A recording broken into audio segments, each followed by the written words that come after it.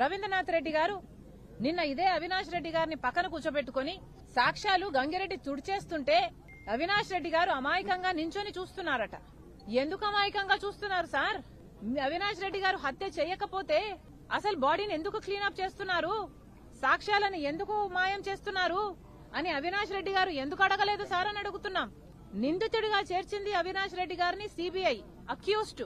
ఇలాంటి అక్యూజ్డ్ ని మీరు పక్కన పెట్టుకుని సాక్ష్యాలు తుడిచేస్తుంటే అవినాష్ రెడ్డి అమాయకంగా పక్కన నించున్నాడు అని మీరు చెప్తున్నారు అంటే మీరు అవినాష్ రెడ్డి హత్య చేశారు, అందుకే సాక్ష్యాలు తుడిచేస్తుంటే అవినాష్ రెడ్డి పక్కన నించొని చూస్తున్నాడు అని మీరే చెప్తున్నారు కదా. మరి మీరే హంతకులు అని చెప్తున్న వాళ్లకు మళ్లీ మీరు టికెట్లు ఇవ్వడం ఏమిటి? హంతకులను వెలకేసుకొస్తున్న రవీంద్రనాథ్ రెడ్డి గారికి టికెట్ ఇవ్వడం ఏమిటి?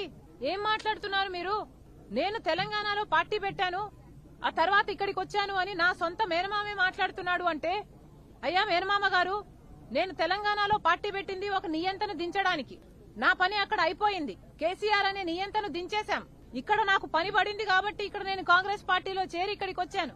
కాంగ్రెస్ పార్టీలో చేరింది కూడా ఎందుకంటే జగన్మోహన్ రెడ్డి గారు, మీరు మీ పార్టీ ప్రత్యేక హోదా తెస్తాము, మేము రాజీనామాలు చేసైనా తెస్తాము, వాళ్ళ తల ఉంచైనా తెస్తాము అని చెప్పిన మీరు ప్రత్యేక హోదాను విస్మరిస్తే మన రాష్ట్ర ప్రయోజనాలను పోలవరం అయితేనేమి, కడప స్టీల్ ఫ్యాక్టరీ అయితేనేమి, రాజధాని అయితేనేమి, ఇలా ప్రతి ఒక్కటి జాబ్స్ విషయంలో అయితేనేమి, బిడ్డలకు ఉద్యోగాలు అయితేనేమి, పూర్తి మద్యపాన నిషేధం అని చెప్పి మోసం చేస్తేనేమి, 3,000 కోట్ల ధర స్థిరీకరణ నిధి రైతుల కోసం ఏర్పాటు చేస్తామని చెప్పడం అయితేనేమి, 4,000 కోట్ల రూపాయలు రైతు నష్టపోతే ఒక ఫండ్ ఏర్పాటు చేస్తామని చెప్పడం అయితేనేమి, అమ్మఒడి కింద 2 బిడ్డలకు ఇస్తామని మీరు చెప్పి ఇప్పుడు ఒకరికే ఇవ్వడం అయితేనే, ఇవన్నీ మీరు ప్రజలకు చేస్తున్న మోసాలు. కాబట్టి మీ తప్పులు ఎత్తి చూపడానికి నేను ఇక్కడ అడుగు పెట్టాను.